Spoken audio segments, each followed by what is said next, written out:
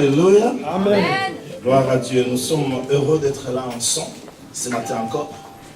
Un dimanche merveilleux, en plus avec le soleil. Et surtout ce qui est bien, c'est que le soleil brille dans notre cœur. Alléluia.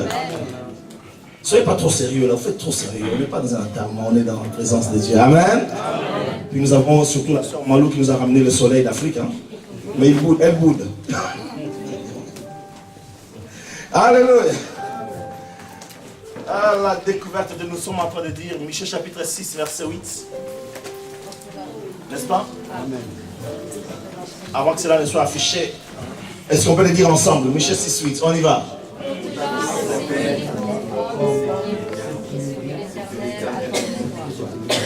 Cacophonie. Pardon, on va recommencer. C'est affiché. Ouais, ça c'est la triche. Tu enlèves l'écran. On a dit on va prendre ces versets par cœur. Attends, un seul verset depuis qu'on a commencé l'année. 3 mois quand même, vous faites fort là. Ok, on y va. On t'a fait connaître aux hommes ce qui est bien, ce que l'Éternel demande de toi. Que tu aimes la miséricorde et que tu marches humblement avec ton Dieu. Que tu marches humblement avec ton Dieu. Mais auparavant, tu dois aimer la miséricorde. Je disais à ceux qui étaient là tout à l'heure à la fin du culte, j'aurai un mot à dire à l'église en dehors de la prédication. Je dis à ceux qui étaient là que la Bible dit ceci: le jugement sera sans pitié pour ceux qui n'ont pas exercé la miséricorde. Donc si toi tu n'as pas exercé la miséricorde, le jour où Jésus reviendra, ben, il va te juger sans miséricorde. Alors quand Dieu dit que ce qu'il demande de toi, ce qu'il attend de toi, que tu pratiques la justice, que tu aimes la miséricorde. Ça nous manque beaucoup. Nous ressemblons souvent à cet homme dont Christ parle dans l'une de ses paraboles. Ce n'est pas le sujet de ma prédication, bien sûr. Et dans cette parabole, il est question d'un homme qui devrait des milliards d'argent, des millions pour ne pas exagérer, à son patron. Et son patron lui pardonne, lui remet la dette. Lui, en sortant, il trouve quelqu'un qui lui devait quelques centimes. Quelques pièces rouges ou jaunes au plus. Et la Bible dit, il tenait son voisin au cou en l'étranglant en disant: rembourse-moi ce que tu me dois, rembourse-moi ce que tu me dois. Alors qu'on vient juste de lui remettre la dette de milliards d'euros. Et nous ressemblons souvent malheureusement à ces gens-là. Nous sommes devenus plus durs que Christ lui-même envers nos frères, envers nos voisins. Alors ce matin, j'aimerais que tu regardes bien ton voisin. Même s'il a une tête qui ne te plaît pas. Mais c'est ton voisin. Alléluia. Alors moi j'ai réussi à vous faire sortir un peu un petit sourire. Sauf le frère Rémi qui me regarde dans les yeux. Ok. Alléluia. Dis à ton voisin, je t'aime bien. Je t'aime bien. Tu peux avoir rajouté. Ah bon, tu l'as dit, tu l'aimes bien. Ok. Tu vas rajouter cette phrase. Écoutez-moi bien, dis-lui je t'aime bien et tu rajoutes, mais de toute façon je n'ai pas le choix. Ok, on y va.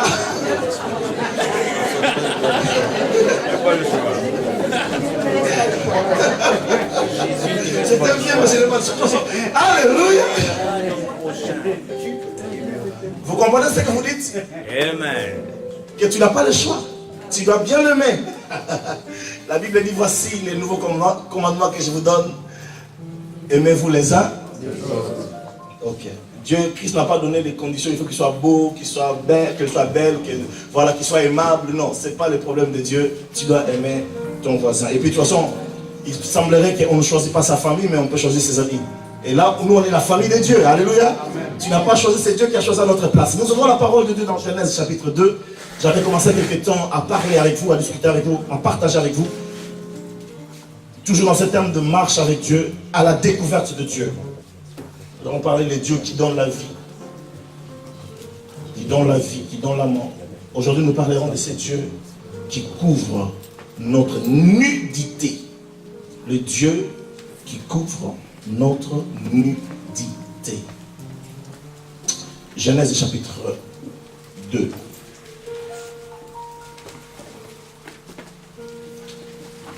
Les dieux qui couvrent notre nudité. Genèse chapitre 2, versets 19 à 23. Ça, c'est un texte que nous connaissons et puis qui est tellement lu à l'occasion de noces, à l'occasion des bénédictions nuptiales. Nous allons lire sous un autre jour aujourd'hui, Genèse chapitre 2, verset 19 à 21. La Bible dit ceci. Genèse chapitre 2, verset 19 à 21, la Bible déclare: L'Éternel Dieu forma de la terre tous les animaux de champ et tous les oiseaux du ciel, et il les fit venir vers l'homme pour voir comment il les appellerait, et afin que tout être vivant porte le nom qu'il lui donnerait l'homme. Et l'homme donna de nom à tout le bétail, aux oiseaux du ciel et à tous les animaux de champ, mais pour l'homme, il n'est trois points d'aide semblables à lui. Alors l'Éternel Dieu fit tomber un profond sommeil sur l'homme qui s'endormit. Il prit une de ses côtes et referma la chair à sa place. Verset 22. L'Éternel Dieu forma une femme de la côte qu'il avait prise de l'homme et il l'amena vers l'homme. Alors au verset 23, nous avons le premier poème de l'existence de la nature humaine. Parce que l'homme va s'écrire. La Bible dit, l'homme dit: voici cette fois celle qui est os de mes os et chair de ma chair. On l'appellera femme parce qu'elle a été prise de l'homme. Amen. Nous allons lire le chapitre 3, verset 21, Genèse.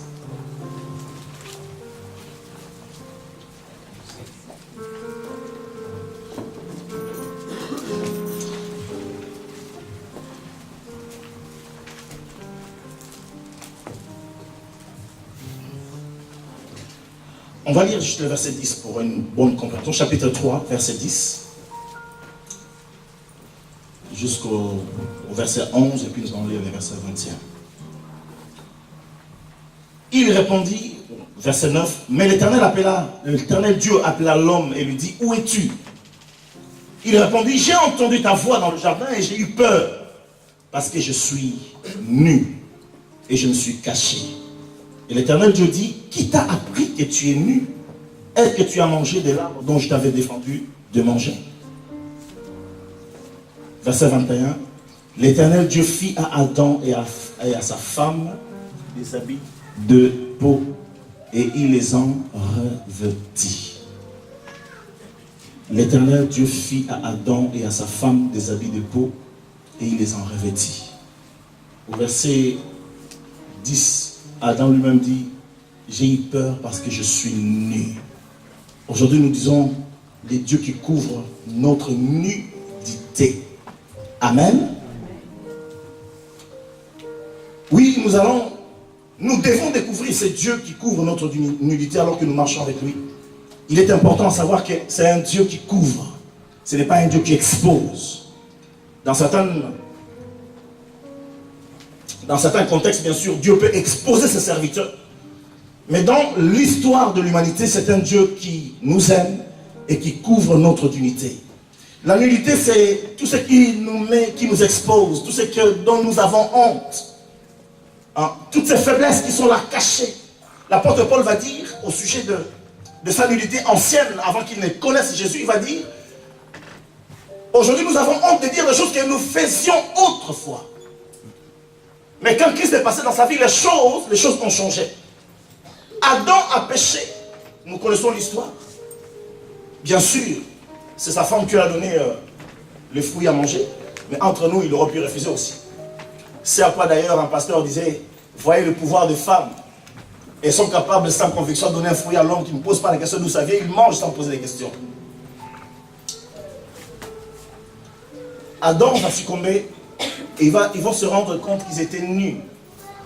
Aujourd'hui, si vous voyez quelqu'un qui se balade nu dans la rue, tout le monde va crier en disant: c'est un fou, il a perdu la tête. Mais quand Dieu nous regarde, combien n'y a-t-il pas de personnes qui sont nues? Dieu va dire dans le livre d'Apocalypse, il va dire: tu crois être habillé. Tu crois être habillé. Tu as mis un beau costume, des beaux bijoux. Tu as mis le costume qui est à la mode, le dernier qui est sorti. De chez, je ne sais pas moi quel couturier. Et quand tu te regardes toi-même devant le miroir, tu dis: oh, qu'est-ce que je suis beau. Ou qu'est-ce que je suis belle. Mais quand Dieu te regarde, il voit: oh là là, qu'est-ce qu'il est nu.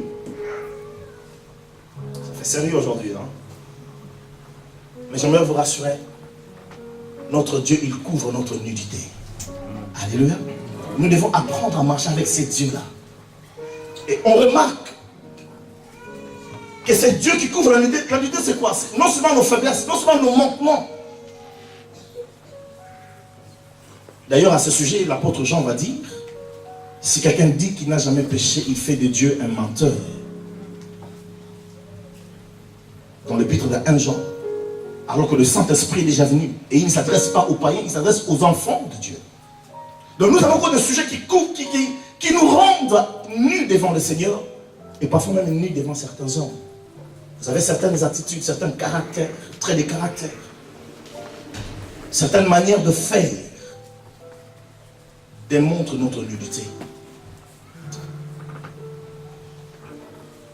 David, lorsqu'il va découvrir l'éternel Dieu, dans le psaume 23, il va dire ceci: l'Éternel est mon berger. Il me fait reposer dans de verts pâturages. Pourquoi ce texte? C'est parce que David savait que dans mes besoins, parce que la nudité, ce n'est pas seulement le trait de caractère, de faiblesse, mais également les besoins que nous pouvons avoir en tant que, vous savez, des besoins intimes. Des besoins que nous n'osons pas exposer à quelqu'un. Ça intéresse notre Père Céleste. Je m'adresse à quelqu'un? J'ai été élevé dans une éducation très pudique. Et lorsque je me suis converti, vous savez, il y a des choses qu'on ne peut pas demander à son père. Moi, en tant que descendant d'un royaume Bakongo, demander à son père: papa, est-ce que tu peux me donner l'argent pour aller acheter le slip ou le sous-vêtement? Ici en France, ça passe, c'est pas un problème, n'est-ce pas? Amen. Moi, il y a une Française qui a répondu. Les autres disent ça passe, ben oui. Mais moi, à l'époque, je dis, mais comment est-ce que... Parce que vous savez, en grandissant avec Dieu, j'ai dit, Seigneur, on peut dire, Seigneur, j'ai besoin de l'argent. Mais je n'avais pas encore compris que mon Dieu, il connaît ma nudité. Donc je peux lui dire des choses que je ne peux pas oser dire à un père physique ou biologique.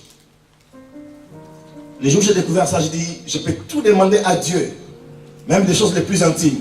Lorsque Dieu parle de la nudité, il parle de ces choses-là qui nous sont proches, qui nous sont des choses qu'on n'ose même pas dire. Vous êtes avec moi? Je prends un exemple. J'espère ne pas vous choquer ce matin, mais c'est dans la parole de Dieu. Un jour, alors que Jacob fouillait devant Laban, il va se retrouver rattrapé par Laban. Et Laban qui recherchait ses idoles, qui ont été dérobées par sa fille Rachel. C'est bien Rachel, hein? Rachel va mentir à son père en disant: je suis dans la période de femme. Ça, c'est un langage noble et pudique. Et toutes les femmes le savent. Maintenant, il y a des gens qui sont, quand ils sont dans leur période, qui ont, permettez-moi l'expression, de règles douloureuses. Une telle personne aura du mal à dire à Dieu: est-ce que Dieu, tu peux me guérir? Parce qu'il y a une certaine pudeur. En fait, j'aimerais vous amener ce matin à comprendre qu'il n'y a rien que tu ne puisses cacher devant Dieu. Tu peux aller à Dieu en disant: Seigneur, regarde mon problème intime que j'ai. Il y a des gens qui meurent par pudeur parce qu'ils n'osent pas aller se dévoiler devant le médecin. Vous êtes toujours avec moi? Nous avons le Dieu qui couvre notre nudité. Il couvre nos besoins également. Ce n'est pas le cas de l'homme. Genèse chapitre 9. En fait, je dis ça pour que nous puissions augmenter notre capital confiance dans le Seigneur. Il est vrai que nous lisons la Bible qui déclare malheur à l'homme qui se confie dans l'homme. Mais regardons les Écritures. Quand l'homme voit quelqu'un qui est nu, comment est-ce qu'il réagit? Et cette personne peut être ta propre famille. Genèse, tu peux lire bien aimé s'il te plaît? Chapitre 9, verset 20 à 22. Si c'est exposé, c'est bon? Merci beaucoup. Genèse chapitre 9, verset 20-22. Genèse chapitre 9, à partir du verset 20, nous lisons. Noé commença à cultiver la terre et planta de la vigne. Il but du vin, s'enivra et se découvrit au milieu de sa tente. Cham, père de Canaan, vit la nudité de son père et il le rapporta dehors à ses deux frères. Parole du Seigneur. Alléluia. Regardez comment est-ce que notre famille peut réagir lorsque la famille découvre ta nudité. Ça va? Amen. Lorsque la famille découvre la nudité, qu'est-ce que le propre fils de Noé, le propre fils de Noé va voir la nudité de son père. Au lieu de couvrir son père, il va aller relater les faits dehors. Regarde quelqu'un. Regarde quelqu'un. Dis-lui. Dans les yeux, mon frère, pas à l'épaule. Dans les yeux, regardez-vous dans les yeux. Dis-lui, mon frère ou ma soeur. On y va, mon frère ou ma soeur, vas-y. Ne va pas trahir ma nudité dehors. Vous êtes avec moi là? Le propre fils de Noé va dire, hé, venez voir mon père, il est nu. Un insensé. Combien de gens dans l'église, ils voient la nudité de leur pasteur, ils vont à l'extérieur en disant, oh, notre pasteur. Est-ce qu'on peut dire Amen? Amen.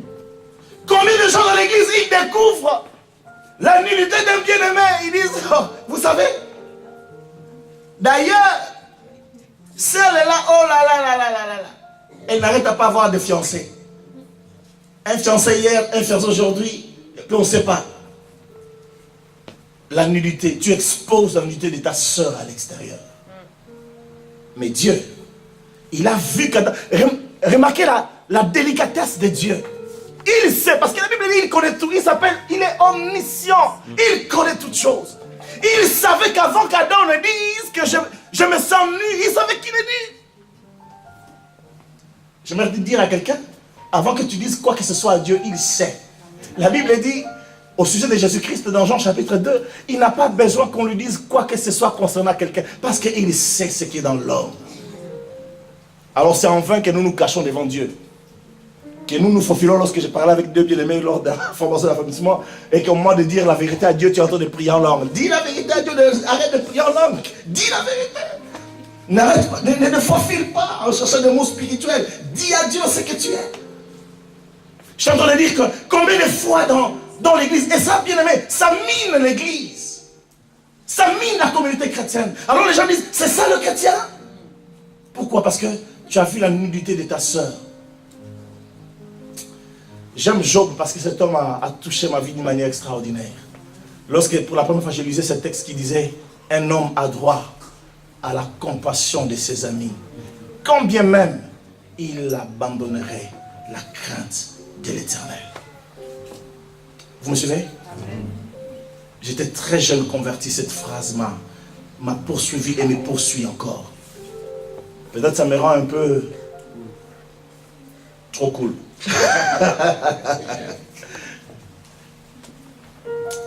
Ta famille t'a-t-elle trahi? Je parle de la famille chrétienne.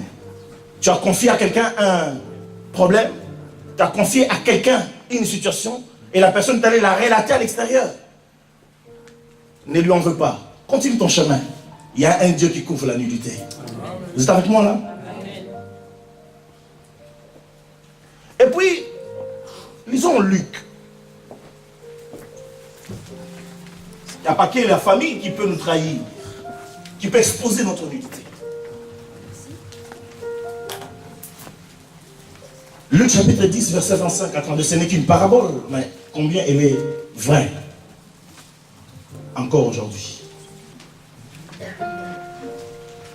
Dieu. C'est pour ça des chants comme ces vieux chants qui disent quel ami fidèle et tendre. Tu connais? Fidèle et tendre, n'est-ce pas? Nous avons un Jésus-Christ, toujours prêt à nous entendre, à nous comprendre. Quand nous sommes en souci, quel ami fidèle et tendre. Mets-moi mis, s'il te plaît, mon frère.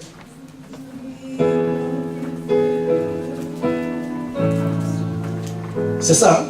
Est-ce qu'on peut le dire ensemble?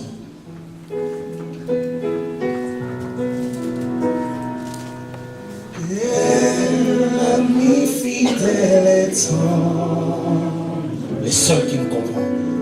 Nous avons en Jésus-Christ, toujours prêt à nous comprendre, quand nous sommes en souci. Et il connaît, on y va. Il connaît nos défaillances. Et quoi encore? Nos chutes de chaque jour. Sévérant ses exigences. Et après, il est riche en son amour. Le seul ami qui ne peut pas te trahir, c'est lui qui ne va pas divulguer tes besoins. Parce que la nudité, ce n'est pas seulement les failles. C'est aussi lorsque on a du mal à joindre le debout. Il y a des personnes parmi nous qui ne vont jamais demander à quelqu'un, et j'en connais dans l'église, qui leur manque 100 € pour boucler leur budget du mois. Mais ils ne vont jamais trouver ni les pasteurs, ni l'ancien, ni qui que ce soit. Ils se battent entre eux. Mais lorsque par malheur, certains d'entre eux se confient à un bien-aimé,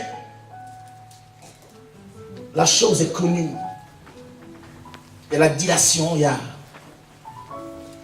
Heureusement qu'il y a ce Dieu, quel ami fidèle et tendre. Alléluia. Amen. Tu peux lire, s'il te plaît.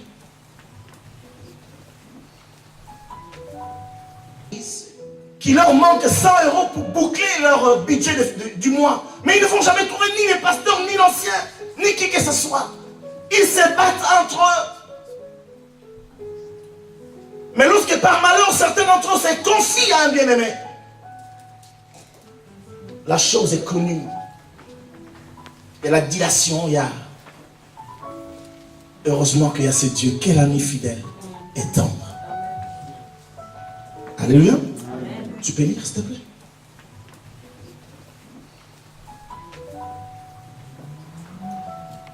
Rapidement, s'il te plaît. Merci. Merci de faire vite. Luc chapitre 10, le verset 25, à partir du verset 25, nous lisons. Un docteur de la loi se leva et dit à Jésus, pour l'éprouver, Maître, que dois-je faire pour hériter la vie éternelle? Jésus lui dit, qu'est-il écrit dans la loi? Que lis-tu? Il répondit, tu aimeras le Seigneur ton Dieu de tout ton cœur, de toute ton âme, de toute ta force et de toute ta pensée, et ton prochain comme toi-même. Tu as bien répondu, lui dit Jésus. Fais cela et tu vivras. Mais lui, voulant se justifier, dit à Jésus, et qui est mon prochain? Jésus reprit la parole et dit, un homme descendait de Jérusalem à Jéricho. Il tomba au milieu des brigands qui le dépouillèrent, le chargèrent de coups et s'en allèrent, le laissant à demi-mort.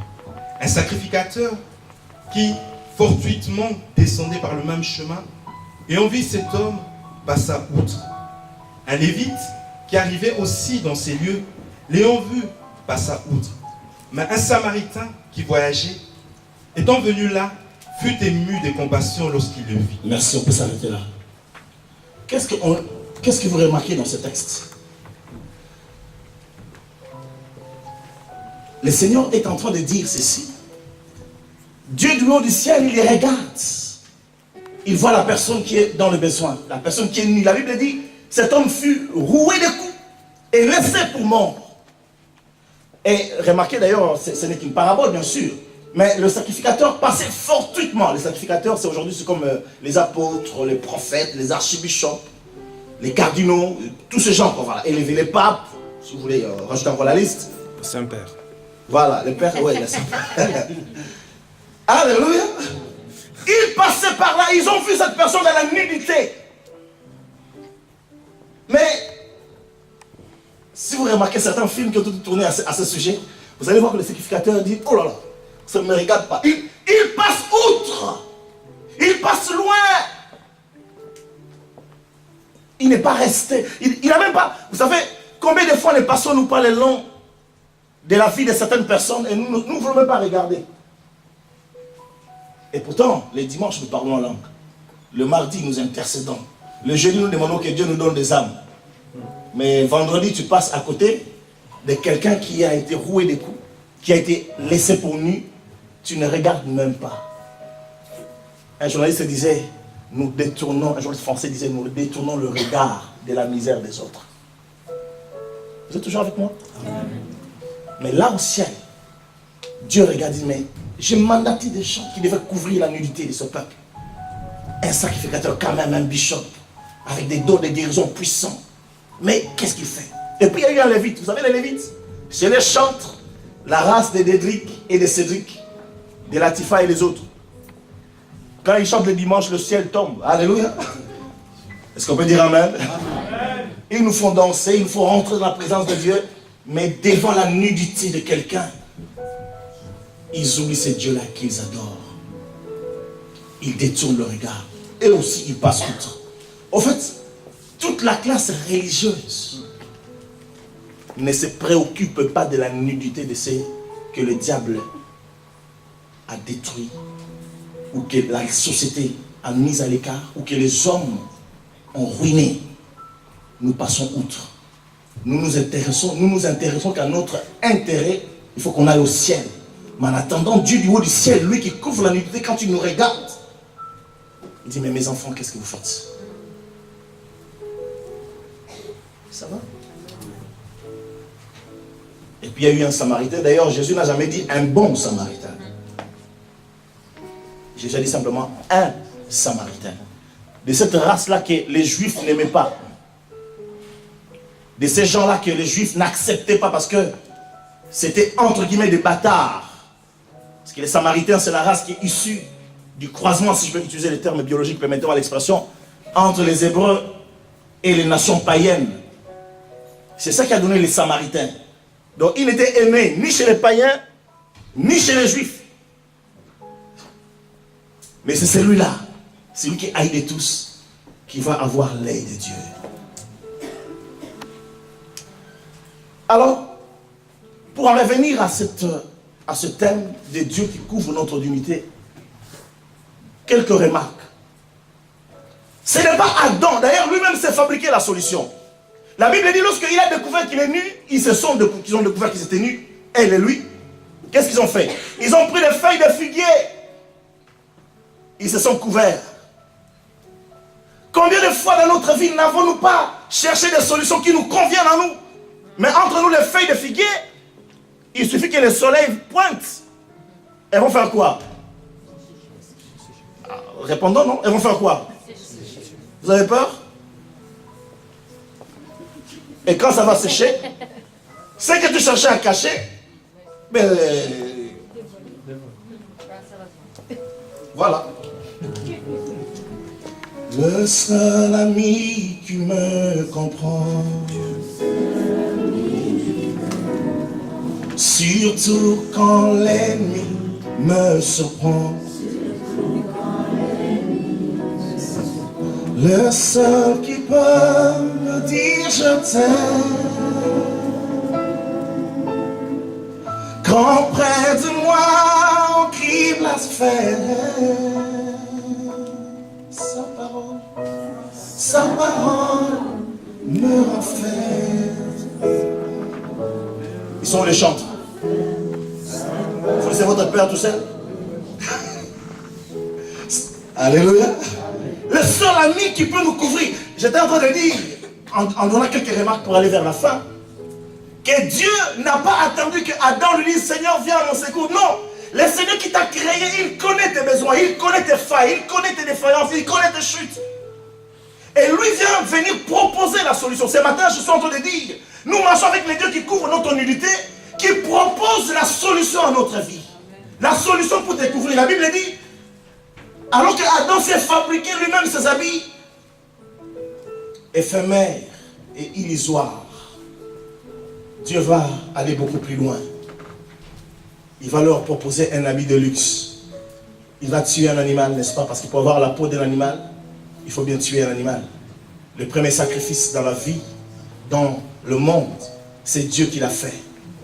Il a tué son animal, un animal, pour couvrir la nudité de l'homme. Et aujourd'hui, le Seigneur fait la même chose. Nous avons lu le texte d'Adam. Lorsque Adam a fait appel, lorsque Dieu a ramené les animaux vers Adam, et qu'il a nommé chacun des animaux, la Bible dit, Dieu va remarquer que il y a quelque chose qui se passe dans le cœur d'Adam, parce qu'il était seul. Il se sentait nul, il se sentait en manque, il se sentait fragilisé. Et ce n'est pas Adam qui a dit à Dieu, est-ce que tu peux me fabriquer une femme?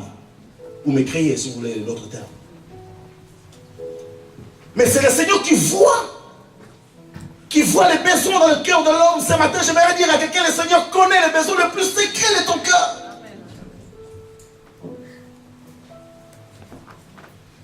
Il connaît ce qui est dans ton cœur le plus caché. Et il va dire à Adam, ok petit, j'ai compris. Non, il ne va pas dire d'ailleurs. Il va prendre les choses en main. Alléluia. Dis à quelqu'un, Dieu veut prendre des choses en main. Mais laisse-le faire. Parce que le problème c'est quoi? Lorsque Dieu veut prendre les choses en main, nous voulons toujours retourner à nos habits en feuilles de figuier. Parce que nous croyons que c'est la meilleure solution. Mais quand Dieu propose la solution, quand Dieu propose de nous couvrir, c'est la meilleure des choses qui peut nous arriver. Et quand Dieu va le faire, heureusement pour Adam, Dieu l'a anesthésié. Parce que la Bible dit, il va amener Adam dans un profond sommeil. Parce qu'entre nous, l'opération éveillée, c'est douloureux. Alléluia. C'est Dieu lui-même qui va proposer la solution. Et c'est Dieu, la Bible déclare, qui va prendre Ève, qui va l'amener vers Adam. Ce matin, bien-aimé, Dieu va t'amener ta solution. Ah bah, si tu es célibataire, c'est quelque part, il y a une Ève qui attend. Il n'y a pas de célibataire ici. Il n'y a pas de célibataire. Ah bon? Non, il n'y a pas de célibataire. Tout le monde est marié. Hein? Ah ouais. Dommage. Il y a une Ève quelque part qui attend. Et si tu es Ève, il y a un Adam quelque part qui attend.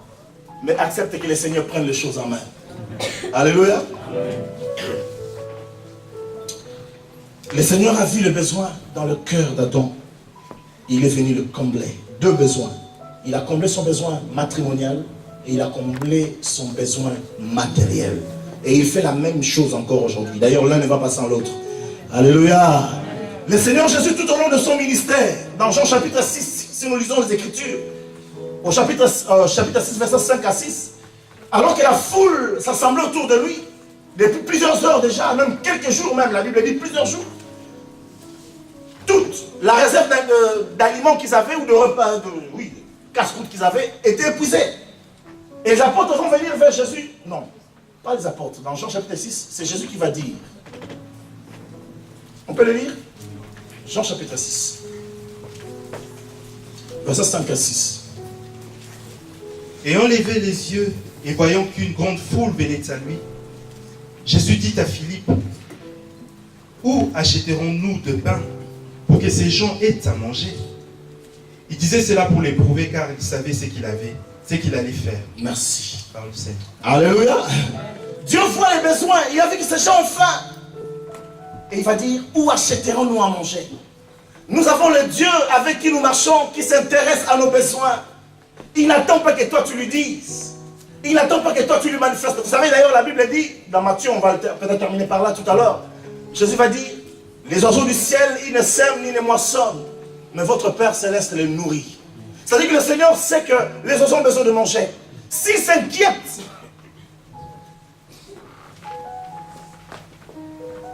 au sujet de la survie des oiseaux, combien Dieu ne s'inquiétera-t-il pas à ton sujet?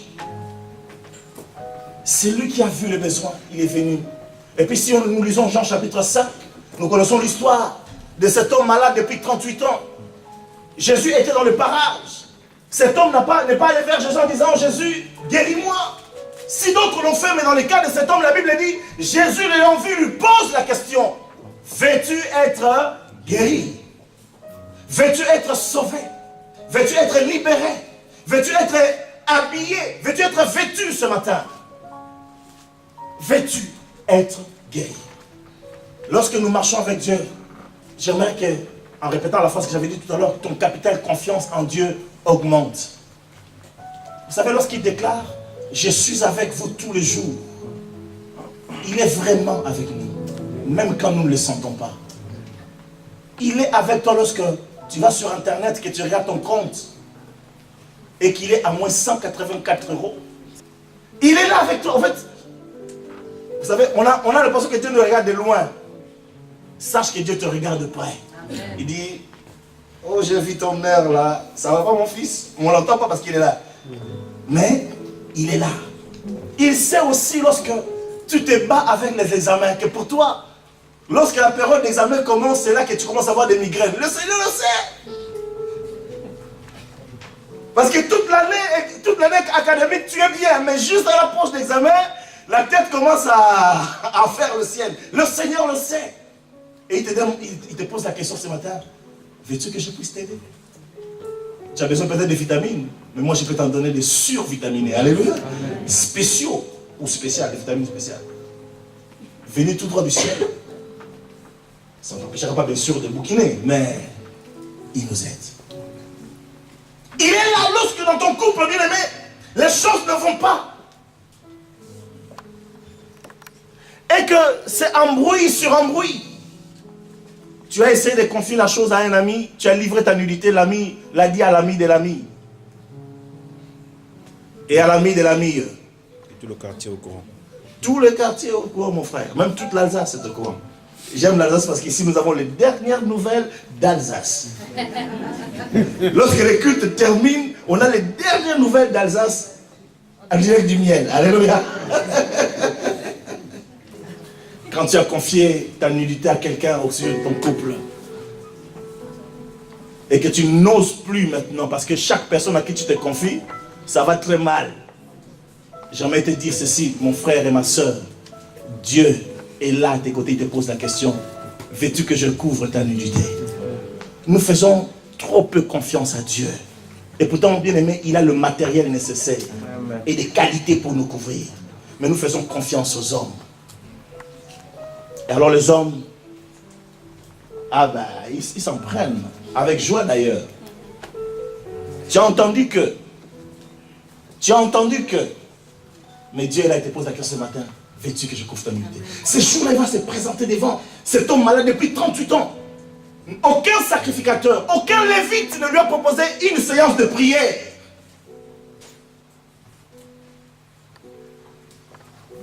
Alléluia. C'est une parenthèse que je marque en parlant de la prière. C'est juste une idée qui a germé comme ça. Vous savez qu'il y a des gens dans Miel qui prient avec des gens qui sont en Afrique. Donc ils ont comme pasteur Sébastiao, mais ils ont un super pasteur qui est en Afrique. Ou dans une autre ville.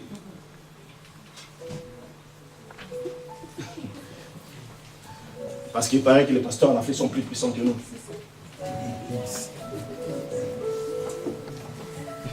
Veux-tu être guéri ce matin?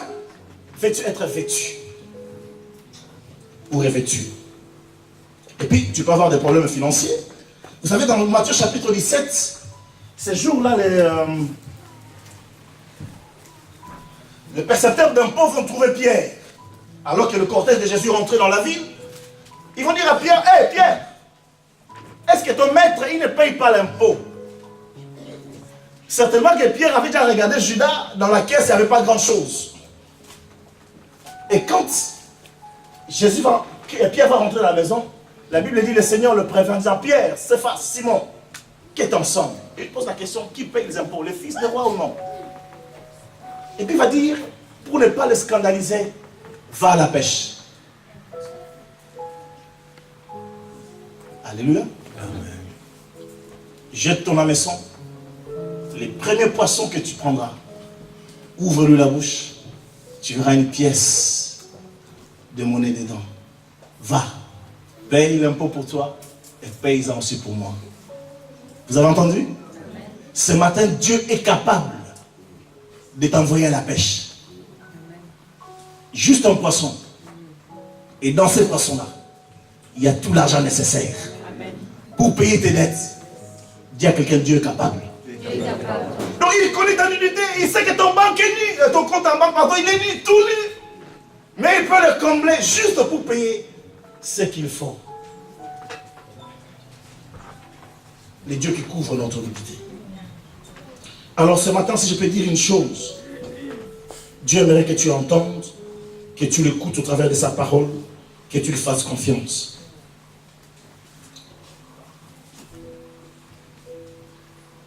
Romains chapitre 8, verset 26, il va dire que c'est par l'Esprit qui nous communique. Parce que l'Esprit qui est en nous soupire auprès de Dieu, pardon. L'Esprit soupire, 26 à 27, soupire auprès de Dieu. Lorsque nous marchons avec Dieu, même ce que nous ne disons pas, le Saint-Esprit qui sonde de tout, là nous entrons dans 1 Corinthiens chapitre 2, verset 10, le Saint-Esprit qui sonde de tout transmet à Dieu quels sont nos besoins, quels sont nos manques, quelles sont nos failles. Et là au ciel, Dieu dit, je vais intervenir. Sache que tu as un Dieu bon et compatissant. Il sait ce dont tu as besoin, mais il vient avec délicatesse te poser la question, qui t'a appris que tu es nu? Il vient avec délicatesse te proposer la solution idéale. Alors, ne t'inquiète pas du lendemain, ne t'inquiète pas de tes faiblesses, ne t'inquiète pas de ce que tu as. Oui, t'inquiéter dans le sens où t'inquiéter pour que tu t'en sortes. Mais il faut que tu mettes confiance, tu remettes ta confiance dans le Seigneur. Alléluia. Amen. Dieu désire ce matin te revêtir. Dieu désire ce matin s'occuper de ton trou en banque. Dieu désire ce matin s'occuper de ton corps malade. Dieu désire ce matin s'occuper de ces problèmes que tu n'oses partager avec personne. Il suffit que tu dises, je le veux. J'accepte. 1 Corinthiens chapitre 2, verset 10. J'accepte le Seigneur. Fais-le. Nous allons nous mettre debout parce que je termine par là aujourd'hui. Alléluia. Drôle de conclusion. On va clore par là.